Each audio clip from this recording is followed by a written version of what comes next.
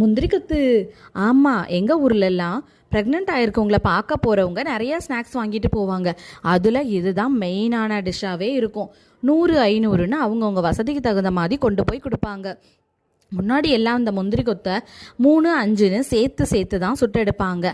ஏன்னா அப்போ குடும்பங்கள்லாம் நிறைய பேர் இருப்பாங்க. பக்கத்தில் யாராவது இருந்தாங்கன்னா அவங்கக்கிட்ட ஒன்றை பிச்சு கொடுத்து சாப்பிடுவாங்க.